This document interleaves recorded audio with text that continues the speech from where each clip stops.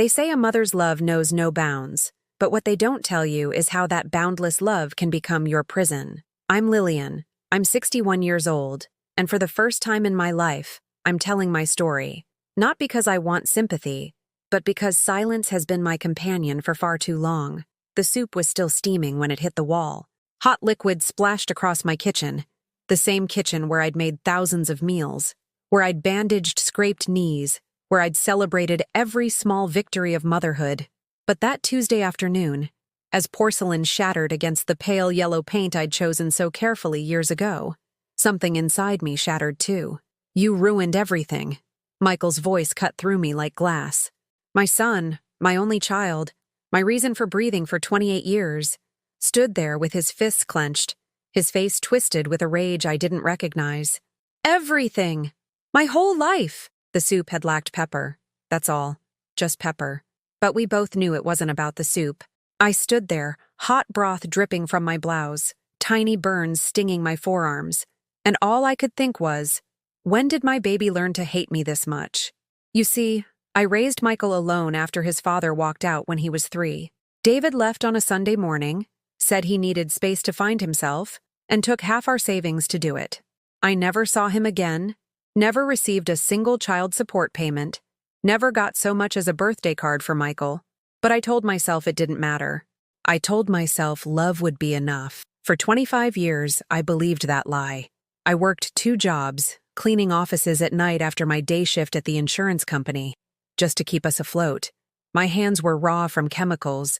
My back ached constantly, but Michael never lacked for anything.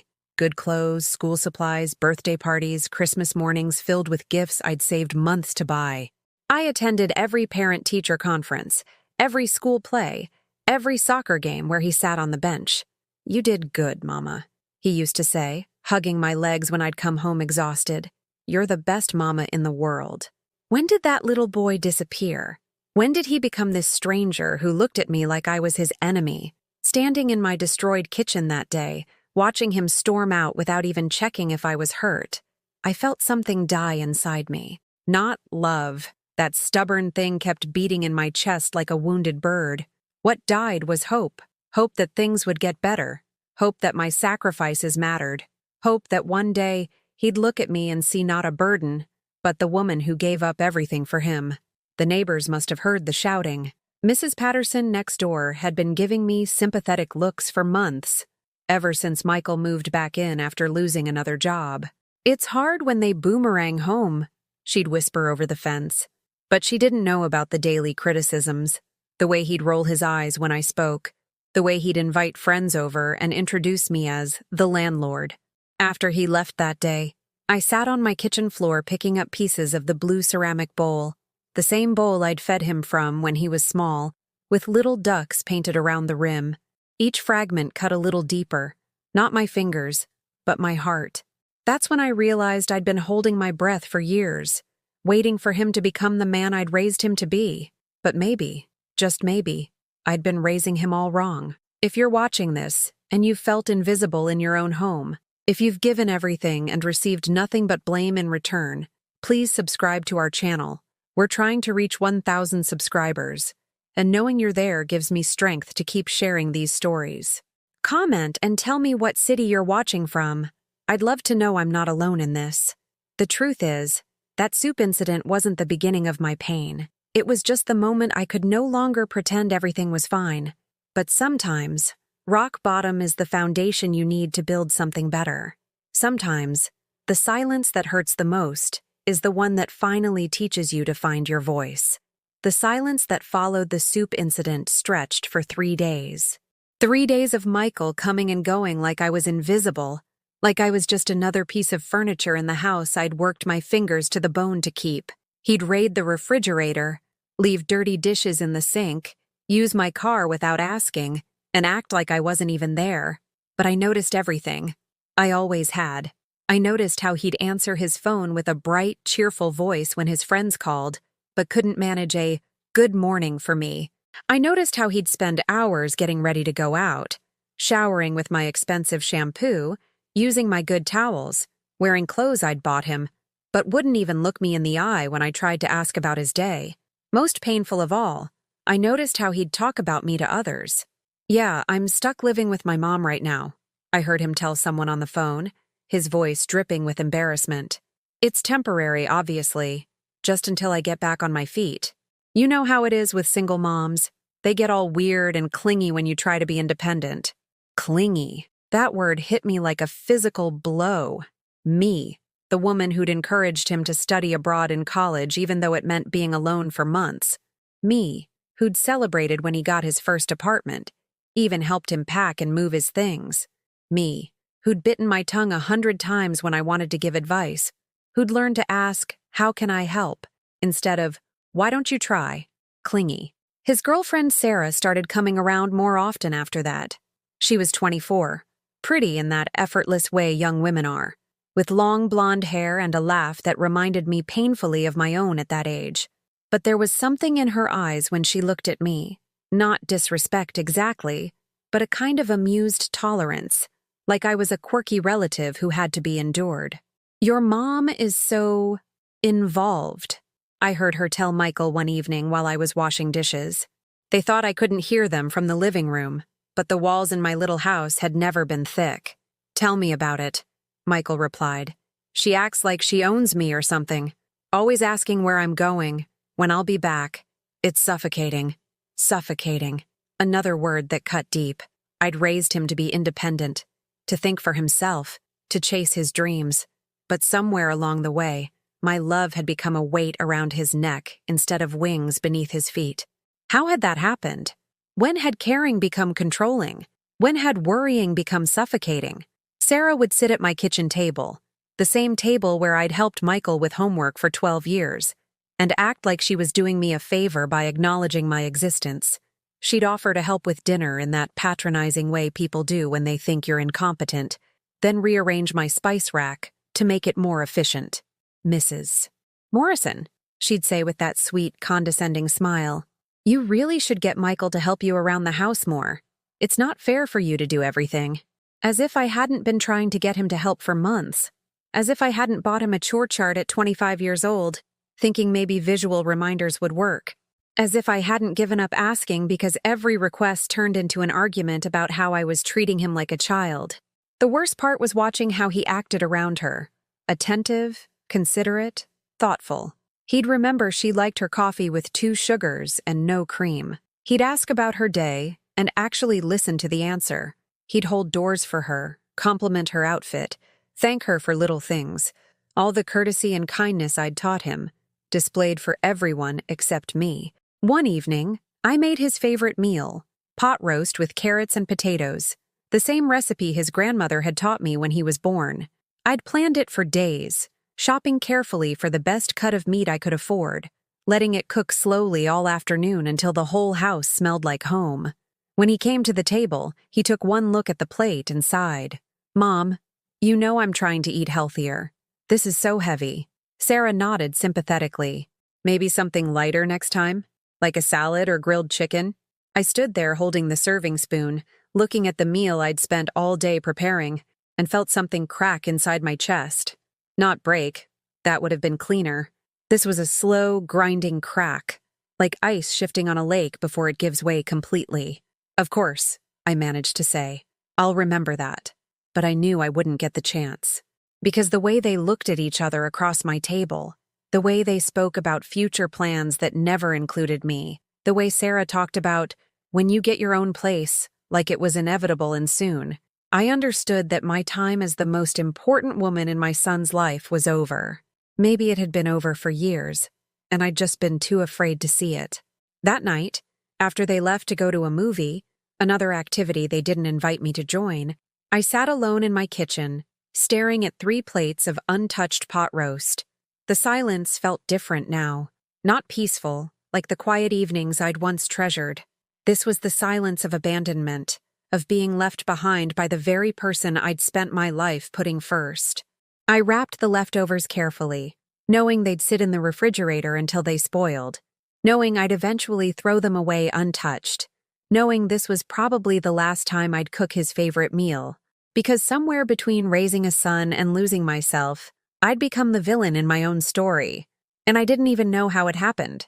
They say you can't be lonely in your own home, but they've never lived with someone who treats you like a ghost. Every morning, I'd wake up hoping today would be different.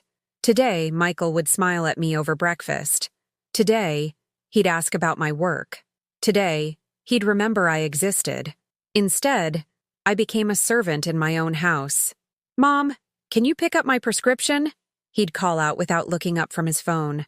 "Mom, my car needs an oil change." Never asking if I had time, never offering to pay for it, just expecting. "Mom, Sarah's coming for dinner. Can you make something nice?" As if every meal I'd ever made him wasn't made with love, as if I needed special instructions to care about his happiness.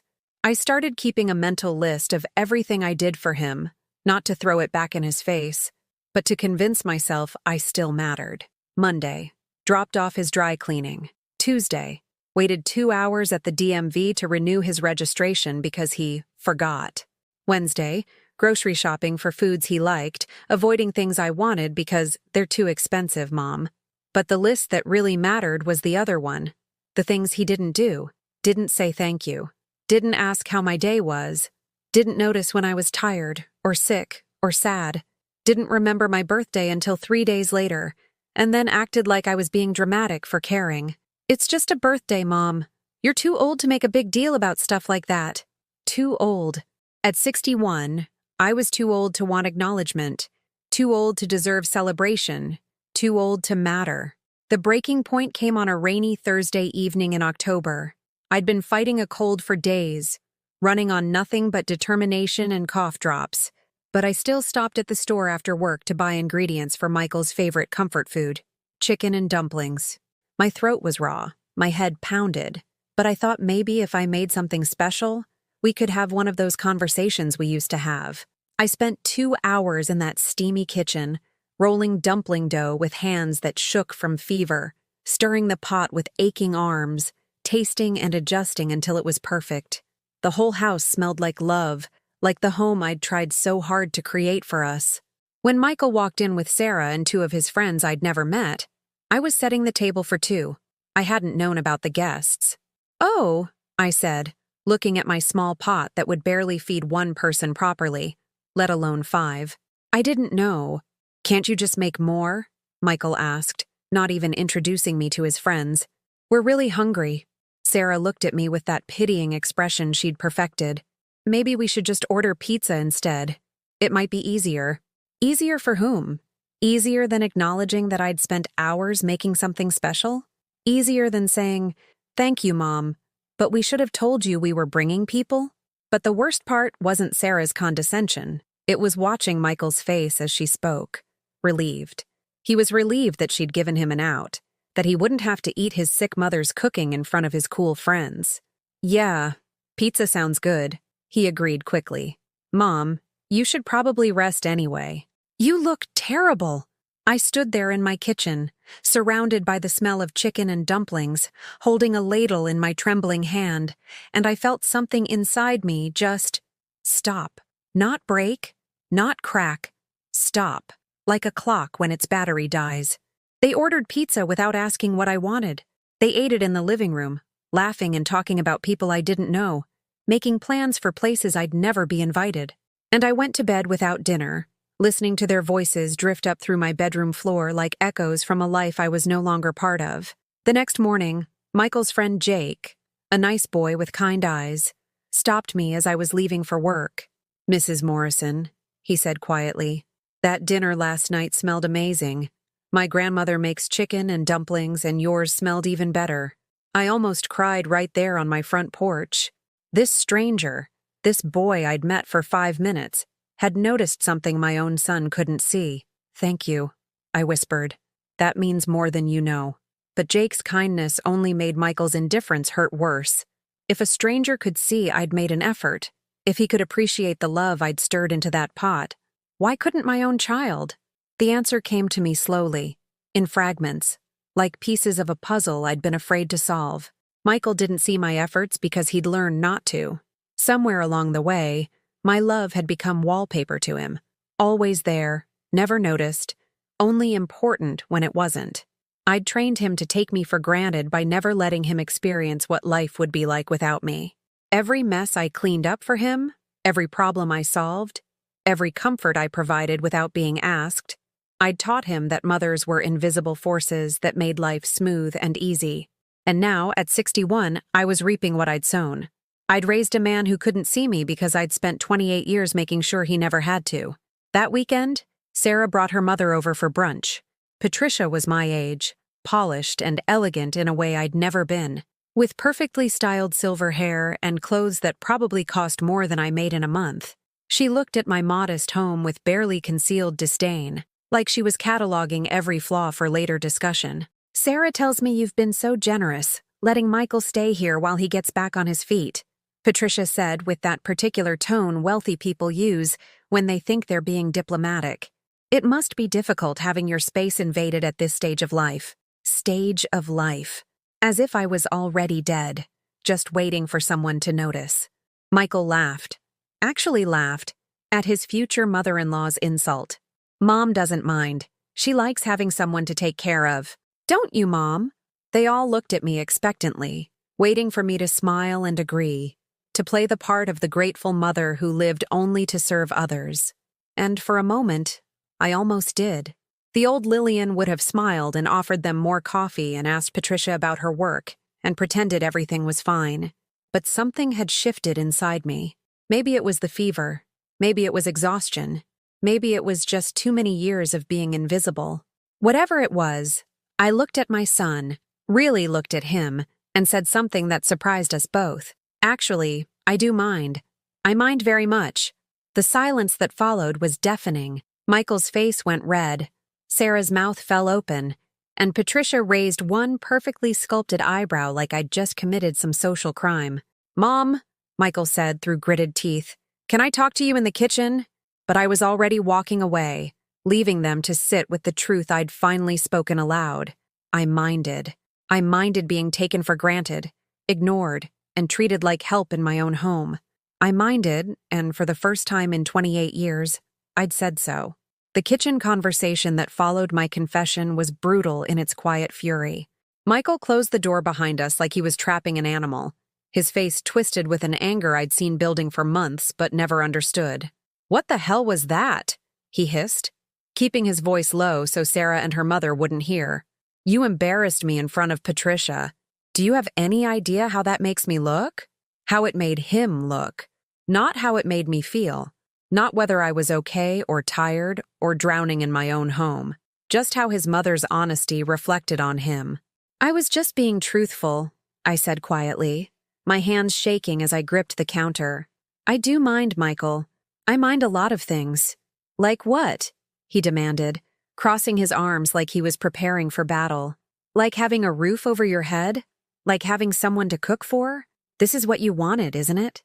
To be needed?" The words hit me like slaps, each one calculated, precise, designed to cut deepest where I was already wounded, because he knew me well enough to know where it would hurt most. My desire to be useful, to matter, to have purpose in someone else's life. I wanted to be loved, I whispered, not needed like a servant, loved like a mother. He laughed then, a sound so cold it made my chest ache. "Love? Mom, you don't love people. You smother them, you control them, you make them feel guilty for wanting independence." "That's not true," I said, but my voice cracked on the words. "Isn't it? Name one time you've let me make a decision without giving your opinion. One time you've let me fail without trying to fix it. One time you've treated me like an adult instead of a child you need to manage." I opened my mouth to argue, to defend myself, to list all the ways I'd supported his independence. But the words wouldn't come, because in some terrible way, he was right. I had tried to fix everything, smooth every path, solve every problem. I'd thought that was love. I'd thought that was what good mothers did. "You want to know the truth?" Michael continued, his voice getting colder with each word. "Sarah and I are looking at apartments, real apartments, where I can live like a grown man instead of your perpetual child, where I can eat what I want, come and go as I please, and not have to account for every minute of my day." The relief in his voice when he said it, that's what broke me. Pure, undisguised relief at the thought of getting away from me, from his mother, From the woman who'd sacrificed everything to give him a good life. When? I asked, though I wasn't sure I wanted to know. 2 weeks. We already put down a deposit. 2 weeks. He'd been planning this for months, saving money while living rent-free in my house, eating my food, using my utilities. And he'd never said a word, never asked if I'd be okay alone, never wondered if maybe, just maybe, I'd miss him. And then what? I heard myself ask. What happens to me? The question seemed to surprise him, like he'd never considered that I existed beyond my utility to him. What do you mean? You'll be fine. You'll have the whole house to yourself. Isn't that what you want? Space? Space. As if loneliness was a gift he was giving me. I looked at my son, really looked at him, and saw a stranger. Somewhere along the way, the little boy who used to crawl into my bed during thunderstorms had become this cold, calculating man who saw me as an obstacle to his happiness rather than the foundation of it. You're right, I said finally. I will be fine. But we both knew I was lying.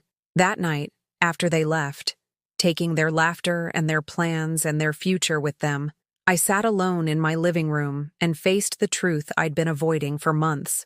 I had failed.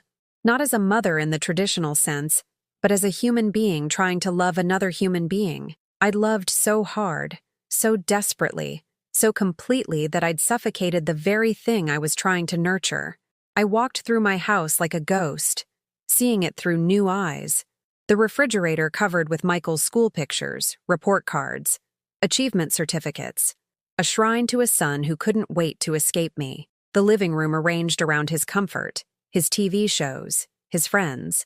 The guest bedroom I'd converted to storage because I never expected to need it, never imagined a life where I might want visitors of my own. When had I stopped being Lillian and become just Michael's mom? When had I lost myself so completely in loving him that there was nothing left of me to love? I found myself in his room, soon to be my empty room, staring at the unmade bed, the clothes scattered across the floor, the dishes he'd promised to take to the kitchen but never did. This was how he saw me, I realized. Someone to clean up after him. Someone to make his life easier without ever making demands of her own. In his closet, I found a box of things from his childhood. Report cards I'd saved, pictures he'd drawn, a Father's Day card he'd made me when he was 7 because, "You're my dad too, Mom." I held that construction paper card with its uneven letters and crooked heart, and I wept for the little boy who'd disappeared somewhere along the way. The next 2 weeks passed in a haze of polite distance. Michael was careful around me now, probably afraid I'd embarrass him again in front of Sarah or her mother. He spoke to me like I was a landlord. He was trying not to offend until his lease was up, cordial but distant, grateful but eager to leave. He packed his things methodically, dividing his life into boxes labeled bedroom, kitchen stuff, books. I wasn't allowed to help. "I've got it handled, Mom," he'd say whenever I offered, like my assistance would somehow contaminate his fresh start. The morning he left, I made pancakes. His favorite, from a recipe my mother had taught me 40 years ago. I made them perfectly, golden brown, fluffy with the edges just crisp enough. I set the table with my good plates, the ones we only used for special occasions, and I waited. He came downstairs with his last suitcase, dressed in the shirt I'd ironed for him the night before, wearing cologne I'd bought him for Christmas. He looked at the breakfast spread and sighed. "Mom, I don't really have time. Sarah's waiting in the car." Of course she was. She couldn't even come inside to say goodbye, couldn't pretend this moment mattered to anyone but me. "Just take one," I said, wrapping a pancake in a paper towel, "for the road." He took it without looking at me, without saying thank you, without acknowledging that this was the last breakfast I might ever make for him. At the door, he paused. For a moment, I thought he might hug me, might say something that would heal even a small part of the wound between us. Instead, he said, "Don't take this personally, Mom. It's not about you. It's about me becoming independent." But everything was about me, wasn't it? My failures, my mistakes, my desperate love that had somehow become poison instead of nourishment. I watched from my front window as he loaded his car, as Sarah waited impatiently in the passenger seat, as my son drove away without looking back. The house felt different immediately, larger and smaller at the same time, Larger because his absence left so much empty space. Smaller because suddenly it was just me, and I realized I had no idea who I was when I wasn't needed. That night, I sat at my kitchen table and ate leftover pancakes for dinner, staring at the empty chair across from me. The silence wasn't peaceful anymore. It was complete, final. The silence of a woman who'd given everything she had and been left with nothing to show for it. But I still had something. Something they'd all forgotten about. Something I'd almost forgotten myself. I still had me. The first week alone was the hardest. I'd catch myself cooking for two, setting 2 plates at the table, buying his favorite cereal at the store before remembering he wasn't there to eat it. The muscle memory of motherhood is stronger than people realize.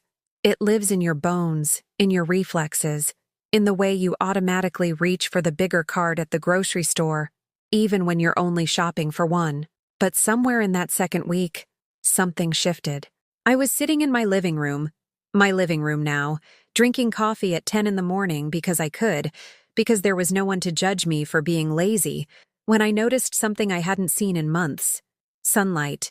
Actual, warm sunlight streaming through windows that had been blocked by Michael's furniture, his gaming setup, his life taking up all the space in mine.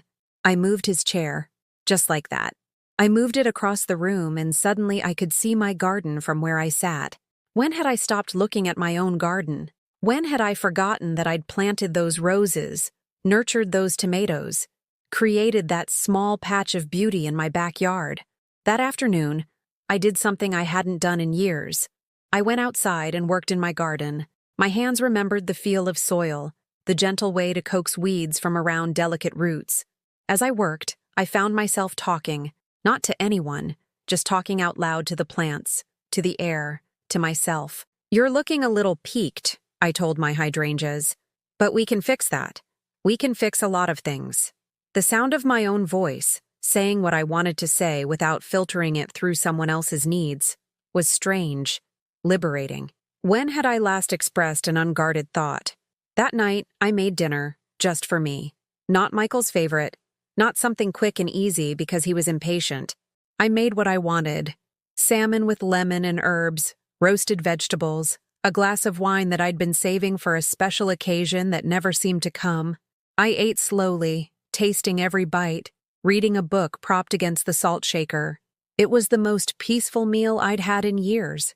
The silence of my empty house began to change. Instead of the hollow echo of abandonment, it became the quiet of possibility. I started noticing things, how the floorboards creaked differently without his heavy footsteps, how much smaller my electricity bill was, how I could watch whatever I wanted on television without negotiating or compromising. I rediscovered myself in small ways. I liked documentaries about ancient civilizations. I liked taking long baths with lavender oil. I liked staying up late reading and sleeping in on Saturdays. I liked jazz music, which I'd stopped playing years ago because Michael said it was depressing old people music. Old people music. I was 61, not dead. When had I started apologizing for my age, for my tastes, for taking up space in my own life? 3 weeks after Michael left, I was cleaning out the hall closet when I found it. A photo album I'd forgotten existed. Pictures from before he was born, when I was young and full of dreams. There I was at 25, laughing with friends at a picnic. At 28, graduating from community college with my business certificate. At 30, standing proudly in front of the little house I'd just bought with my own savings. I stared at that young woman for a long time. She looked confident, happy, complete. She looked like someone who knew her own worth, who didn't need anyone else to validate her existence. What had happened to her? I knew the answer, of course. She'd been subsumed by motherhood, dissolved into the all-consuming need to be everything for someone else. But looking at her now, I realized something important. She was still in there, buried, forgotten, ignored, but still alive. That night I called my old friend Margaret, someone I'd lost touch with years ago because Michael always seemed to need something when she invited me places. We talked for 2 hours, and it felt like coming back to life. "You sound different, Lil," she said toward the end of our conversation. "Sadder maybe, but also, I don't know. Stronger?" Stronger. I rolled that word around in my mind after we hung up. Was I stronger? I felt raw, exposed, like a snake that had shed its skin and was still tender underneath. But maybe that rawness was strength. Maybe admitting you're hurt is the first step toward healing. I started writing, not a journal exactly, but thoughts, observations, things I'd learned about myself in the quiet of my empty house. I wrote about the difference between loving someone and losing yourself in them, about how sacrifice without boundaries becomes self-destruction, about how teaching your children to take you for granted isn't kindness. It's preparing them to treat other people badly too. The hardest thing I wrote was this: I loved him so much I forgot to love me, and in doing so, I taught him that I wasn't worth loving. But once I wrote those words, once I saw them on paper in my own handwriting, something loosened in my chest. It wasn't my fault that Michael couldn't see my worth, but it was my responsibility that I'd stopped seeing it too. I started making changes. Small ones at first, rearranging furniture, trying new recipes, buying myself flowers, just because. I painted the guest room a color I loved, instead of the neutral beige I'd chosen because it was safe. I hung pictures I'd kept in storage because Michael thought they were weird. The house began to feel like mine again, instead of a museum dedicated to someone who didn't want to be there. One evening, about a month after he'd left, my phone rang. My heart jumped. Was it Michael? Had he realized what he'd given up? Was he calling to apologize, to come home, to tell me he'd made a mistake? It was a wrong number, some teenager looking for her friend Ashley. But after I hung up, I realized something profound. I'd been disappointed that it wasn't Michael, but I hadn't been devastated. The knife-sharp pain of his absence was still there, but it had dulled to an ache, a manageable ache. I was learning to live with it. More than that, I was learning to live with me. That night, I looked at myself in the bathroom mirror. Really looked, not just the quick glance while brushing my teeth or fixing my hair. I saw a woman with lines around her eyes, yes, but also a woman with kind eyes. A woman who'd survived divorce, single motherhood, financial struggles, and heartbreak. A woman who'd raised a child to adulthood, kept a home, held jobs, paid bills, maintained friendships. I saw a woman who was still here, still standing, still capable of more than she'd been allowing herself to be. "Hello, Lillian," I said to my reflection. "It's been a while." The woman in the mirror smiled back at me, and I realized something that would change everything. I wasn't done yet. Not with life, not with love, not with discovering who I was when I wasn't trying to be everything to everyone else. It wasn't just about missing my son anymore. It wasn't even about the pain of his rejection. It was about something bigger, something that had been growing in the quiet corners of my empty house. It was about remembering that I mattered too. And that realization, that wasn't just healing, that was power. 2 months into my new life alone, I made a decision that surprised even me. I started therapy, not because I was broken, though I had been, but because I wanted to understand how I'd gotten so lost in the first place. How a woman who'd once been confident and independent had slowly erased herself in the name of love. Dr. Patricia Santos was nothing like I'd expected. She was around my age, with silver streaks in her dark hair and laugh lines that suggested she'd found joy even in difficult work. During our first session, she asked me something no one had asked in years. "Lillian, what do you want?" The question hung in the air between us like a foreign language. What did I want? I'd spent so long focusing on what Michael wanted, what he needed, what would make him happy, that my own desires had withered from neglect. "I want him to love me," I said automatically. "That's what you want from him," Dr. Santos replied gently. "What do you want for you?" It took me 3 sessions to answer that question properly. I wanted to feel valuable for who I was, not what I could do for others. I wanted to have opinions without apologizing for them. I wanted to take up space in my own life without feeling guilty. I wanted to love people without losing myself in the process. As the weeks passed, I began to understand something crucial. I hadn't just enabled Michael's selfishness, I'd demanded it. Every time I solved his problems, I'd robbed him of the chance to grow. Every time I sacrificed my needs for his comfort, I'd taught him that my needs didn't matter. I'd created the very dynamic I'd grown to resent. "You can't change him," Dr. Santos told me during one particularly difficult session, "but you can change how you respond to him. You can change what you're willing to accept. That's when I began writing the letter. Not to send. Not at first. Just to organize my thoughts. To put words to feelings I'd carried for so long they'd become part of my DNA. I wrote about the little boy who used to bring me dandelions and call them flowers. I wrote about the teenager who'd stopped hugging me goodbye because his friends might see.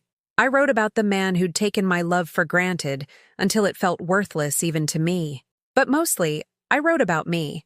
The woman I'd been before motherhood consumed me. The woman I was becoming now. The woman I wanted to be moving forward. The letter grew to 15 pages. 15 pages of love and hurt and truth and hope. 15 pages I'd never intended to share with anyone. Around this time, strange things started happening. Michael's friends began reaching out. Not to him, but to me. Jake, who'd complimented my cooking that awful night, started stopping by when he was in the neighborhood. He'd help with small repairs around the house, refusing payment, just enjoying our conversations. "You remind me of my grandmother," he told me one afternoon while fixing a leaky faucet. "She was the strongest woman I knew, but nobody saw it because she was quiet about it. You're like that. Quiet strength." I liked that description better than clingy or smothering. Sarah's mother, Patricia, called me too, which was shocking. She invited me for coffee and I almost refused out of habit. Surely she was just being polite. But something in her voice made me say yes. "I owe you an apology," she said when we met at a little cafe downtown. "I was terribly rude at brunch, and I've regretted it ever since." I stirred my coffee, unsure how to respond. "You were protecting your daughter's interests." "I understand." "No." Patricia shook her head firmly. "I was being a snob, and watching how Michael treated you. It reminded me uncomfortably of my own son at that age. The entitlement. The casual cruelty to the very people who'd sacrificed everything for them. We talked for 2 hours. She told me about her own struggles with her children, how she'd learned the hard way that loving someone didn't mean accepting their worst behavior, how setting boundaries had actually improved their relationships, not damaged them. "The thing is," she said as we prepared to leave, "Sarah talks about Michael differently now that they're living together. She's seeing sides of him you probably tried to shield her from. The mess, the selfishness, the way he expects everything to revolve around his comfort." I felt a flicker of something. Not quite satisfaction, but validation. I wasn't the villain in this story after all. 3 months after Michael left, I got my first real test. He called, not to apologize or check on my well-being, but because he needed something. His car had broken down, Sarah was out of town, and he was stranded at work with no way to get home. The old Lillian would have dropped everything and rushed to rescue him, would have paid for the tow truck, driven him to the mechanic, probably lent him money for repairs without being asked. This Lillian paused, counted to 10, remembered what Dr. E. Santos had taught me about the difference between helping and enabling. "That sounds really frustrating," I said calmly. "Have you tried calling a ride service?" "Mom, those are expensive. I thought you could just—" "I'm sure you'll figure it out," I interrupted gently. "You're a capable adult. I have confidence in you." The silence on the other end was deafening. This wasn't the response he'd expected, the automatic rescue he'd grown accustomed to. "Seriously? You're not going to help me?" "I'm helping you by trusting that you can handle this yourself." I hung up before he could argue, before my resolve could weaken. My hands were shaking, but I felt something I hadn't experienced in years. Pride in myself. I'd chosen my own well-being over his convenience, and the world hadn't ended. He didn't call back that night, or the next day. I wondered if he'd found another ride, if he'd managed the crisis without me, if he was angry or hurt or simply surprised. But I didn't call to check. That would have defeated the entire purpose. A week later, Margaret invited me to join her book club. "We're reading books about women who reinvent themselves," she said with a meaningful smile. "I thought you might be interested." I was. More than interested. I was hungry for stories about women who'd found themselves again after losing their way. Women who'd discovered that their worth wasn't measured by how much others needed them. At the first meeting, I sat in a circle with 8 other women, most around my age, all with stories of their own. We discussed the book, a memoir about a woman who'd left her marriage at 50 and traveled the world alone. But really, we were discussing ourselves. Our fears, our regrets, our tentative hopes for what might come next. I lost myself in my children, admitted Carol, a gentle woman with kind eyes. Spent 25 years being mom, and forgot I'd ever been anything else. Now they're grown and gone, and I'm learning who Carol is again. Heads nodded around the circle. We'd all done it, dissolved ourselves into our roles as wives, mothers, daughters, caretakers. We'd all forgotten that we were complete human beings worthy of our own attention and care. Walking home that night, I felt something I hadn't experienced since I was young. Possibility. Not just the possibility of healing from what had happened, but the possibility of becoming someone new, someone who honored both her capacity to love and her right to be loved in return. Back in my quiet house, I pulled out the letter I'd been writing to Michael. 15 pages of truth, pain, and hard-won wisdom. I'd never intended to send it, but now I found myself wondering, what if I did? What if, instead of waiting for him to see me differently, I showed him who I really was? Not the desperate, clingy mother he'd painted me as, but the woman I was becoming, strong enough to love him and let him go, wise enough to know the difference between supporting someone and enabling them, brave enough to demand the respect I'd forgotten I deserved. I folded the letter carefully and placed it in an envelope. I didn't seal it, not yet. But for the first time since he'd left, I felt ready for whatever came next. The woman who'd once begged for crumbs of affection was learning to feast on her own self-worth. And that woman? She had something to say. It was a Tuesday morning in November when everything shifted.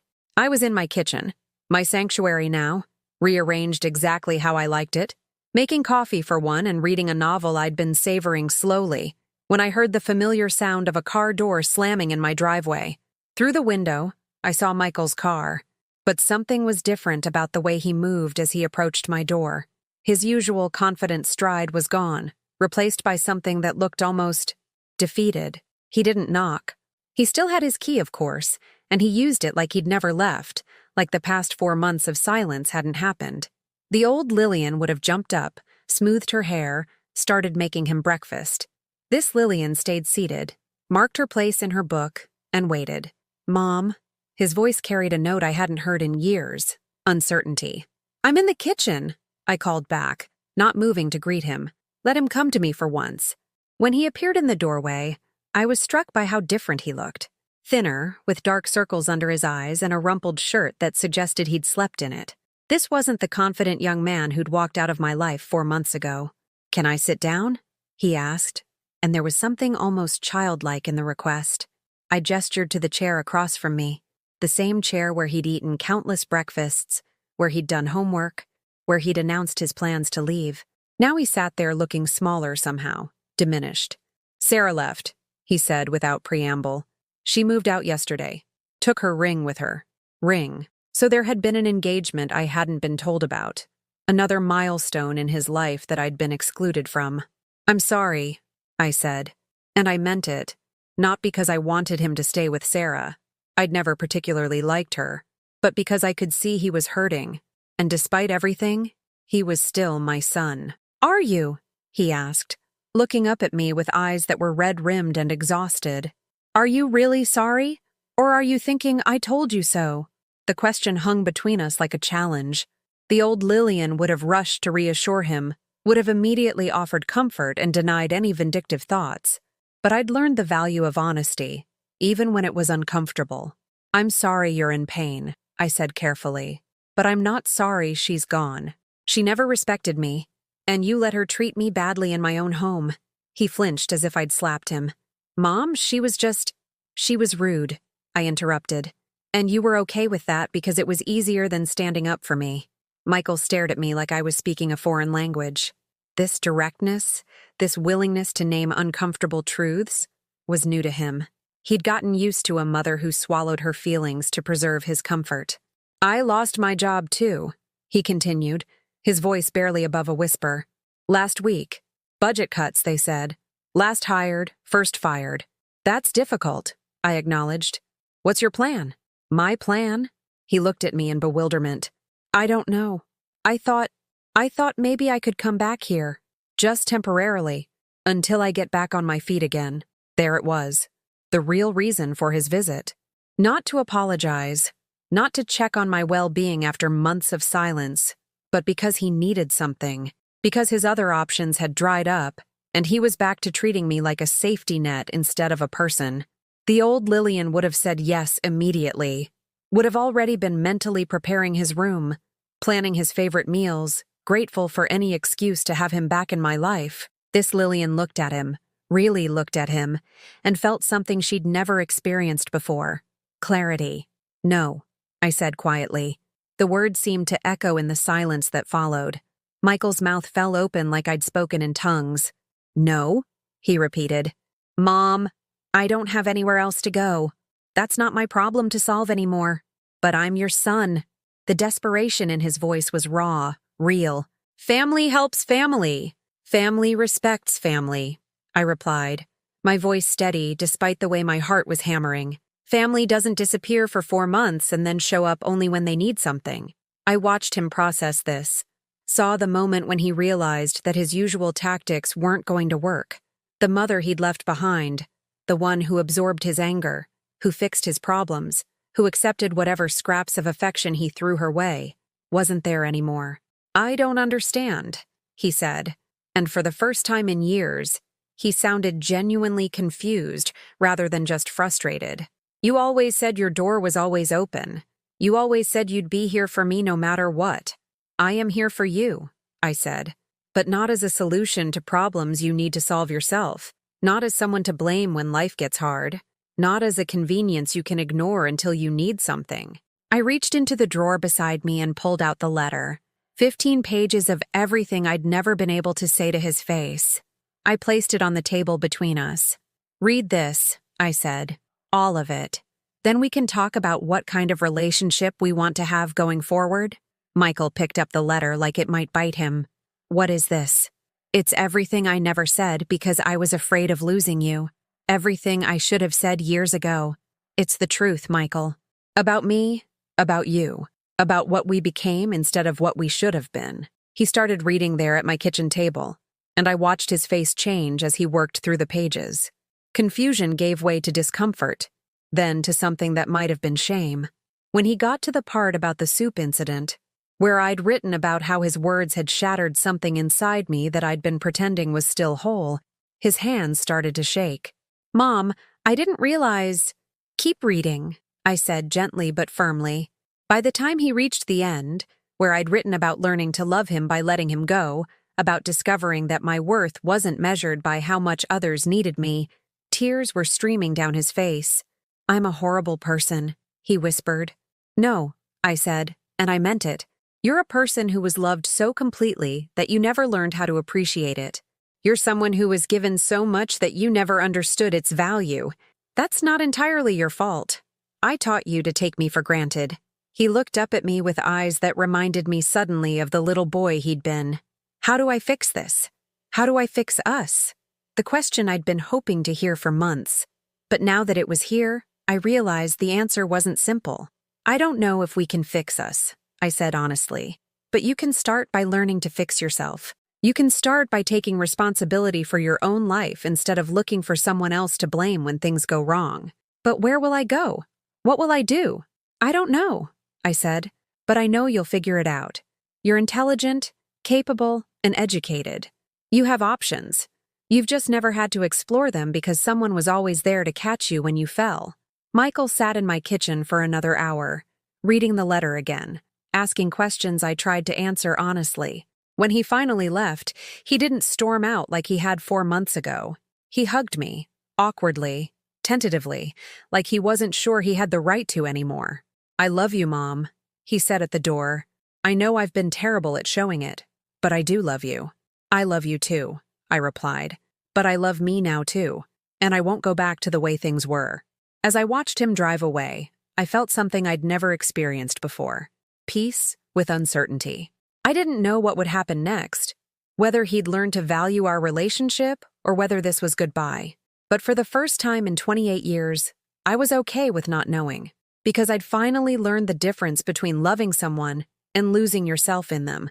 And that knowledge, that was worth more than all the desperate devotion I'd wasted on someone who couldn't see its value.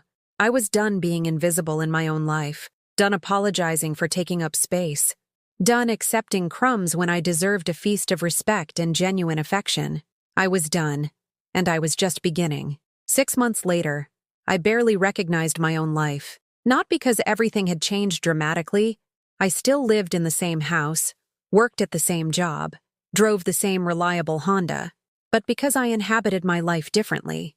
I was present in it now, an active participant rather than a ghost haunting the edges of everyone else's story.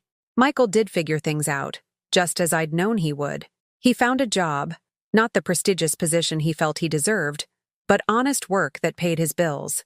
He rented a small apartment, furnished it with secondhand finds, learned to cook basic meals without calling me for recipes. Most importantly, he learned to solve his own problems without expecting someone else to rescue him from consequences. He called me every 2 weeks now, not when he needed something, just to talk. Our conversations were different, more equal, more genuine. He asked about my life, my book club, my garden. He told me about his work, his new understanding of what it meant to be truly independent. He even apologized, not just once in a dramatic gesture, but repeatedly, in small acknowledgments as he recognized patterns we'd both fallen into. "I was thinking about that time I threw soup at you," he said during one of our calls. "I can't believe I did that. I can't believe you didn't throw me out that very day." "I should have," I replied honestly. "Not because I didn't love you, but because loving you meant teaching you that behavior had consequences." "You were too good to me," he said quietly. "No," I corrected. "I was too afraid of losing you to be good for you. There's a difference." These conversations weren't always easy. Sometimes we both got emotional. Sometimes old patterns tried to reassert themselves. Him looking for me to solve something, me wanting to jump in and fix things. But we'd both learned to recognize these moments and gently redirect. Sarah never came back, and Michael stopped mentioning her. I suspected he'd begun to see her as I always had. Someone who was attracted to what he could provide rather than who he actually was. When you stop expecting other people to take care of you, you also stop attracting people who need to be taken care of. My book club became one of the anchors of my new life. We'd expanded beyond reading. We took day trips to museums, tried new restaurants, supported each other through divorces, deaths, and grandchildren's graduations.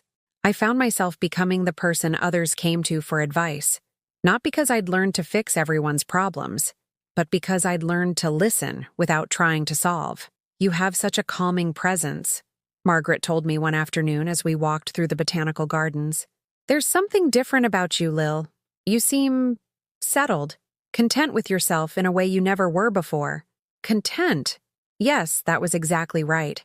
I'd found contentment not in being needed, but in being whole. Dr. Santos and I had scaled back our sessions to once a month, then to quarterly check-ins. Our last session had felt more like a conversation between friends than therapy. "You know," she'd said, reviewing her notes from our first meeting, "when you started coming here, you asked how you could get your son to love you. Now you're asking how you can love him without losing yourself. That's remarkable growth." The most surprising development was my relationship with Patricia, Sarah's mother. She'd become an unexpected friend, someone who understood the particular challenge of loving adult children who'd been raised with too much comfort and too little accountability. "My son went through the same thing your Michael did," she told me over coffee one morning. "The entitlement, the anger when the world didn't treat him like I had. It wasn't until I stopped enabling him that he learned to appreciate what family actually means." She'd been right about Sarah, too. According to mutual acquaintances, Sarah had moved back in with her parents after the breakup, explaining to anyone who'd listen that Michael was immature and couldn't take care of himself. The irony wasn't lost on me. She'd left him for the very qualities she'd once expected me to tolerate. But perhaps the most profound change in my life was the smallest one. I'd learned to be alone without being lonely. My empty house had become a sanctuary instead of a tomb. I'd filled it with things I loved, plants that thrived under my care, books that challenged and inspired me, music that made me want to dance in my kitchen while cooking dinner for one. I'd started painting again, something I'd given up decades ago because there never seemed to be time. My landscapes weren't masterpieces, but they were mine. They captured light and shadow in ways that felt honest, real. I hung them on walls that had once displayed only photographs of Michael, creating a gallery of my own rediscovered creativity. One evening in spring, as I sat in my garden watching the sun set behind the roses I'd nursed back to health, Michael called with news that made my heart swell with pride. "Mom, I met someone," he said, and something in his voice was different, softer, more mature. "Tell me about her," I said, genuinely curious rather than worried about being replaced. Her name was Jennifer, a nurse who worked at the same hospital where Patricia's friend Claire had encouraged me to seek help all those months ago. She was kind, independent, and, according to Michael, doesn't put up with my nonsense. She told me on our third date that she wasn't looking for someone to take care of. He laughed. She said she wanted a partner, not a project. I thought about you when she said that, about how you tried to teach me that lesson my whole life. As we talked, I realized something beautiful. I was happy for him, not relieved that he'd found someone else to worry about him, but genuinely happy that he was learning to be the kind of man who could attract and keep a woman of substance. "I'd like you to meet her sometime," he said, "if you want to." "I'd like that very much," I replied. When we hung up, I sat in the gathering twilight and thought about the woman I'd been a year ago, desperate, invisible, clinging to love like it was a life raft in stormy seas. That woman would have seen Michael's new relationship as a threat, as another person who might take him away from her. This woman saw it as proof that love multiplies when it's healthy, that teaching someone to value themselves also teaches them to value others. I thought about all the women watching my story, women who might be sitting in their own empty houses wondering if they'd lost themselves so completely in loving others that there was nothing left to salvage. I wanted them to know what I'd learned. It's never too late to come home to yourself. The hardest part isn't learning to love yourself again. It's learning to believe you deserve that love. But once you do, once you really understand that your worth isn't measured by how much others need you, but by who you are when no one else is watching, everything changes. I pulled out my phone and called Margaret. "I'm ready," I told her when she answered. "Ready for what?" "That pottery class you mentioned, the one that meets on Tuesday evenings." She laughed, delighted. "Lillian Morrison, you continue to surprise me." As I walked back into my house, my home, my sanctuary, my kingdom of one, I caught my reflection in the hallway mirror. The woman looking back at me had silver in her hair and lines around her eyes, but she also had something I hadn't seen there in years: dignity, self-respect, the quiet confidence of someone who knew her own worth and wouldn't accept less than she deserved. "Good evening, beautiful," I said to my reflection, and this time, I believed it. I'd learned that sometimes the most radical act of love is refusing to accept poor treatment, even from people you'd die for. Sometimes the greatest gift you can give someone is teaching them that love isn't a one-way street. But most importantly, I'd learned that it's never too late to remember who you were before you became everything to everyone else. That woman, the one with dreams and opinions and the courage to take up space, she was always there, just waiting for permission to exist again. I'd finally given her that permission. And the life she was building? It was beautiful, complete, and entirely her own. If you've stayed with me through this whole story, type 9 in the comments so I know you were here with me until the end. Thank you for listening to my truth. Until tomorrow's story, remember, you matter exactly as you are.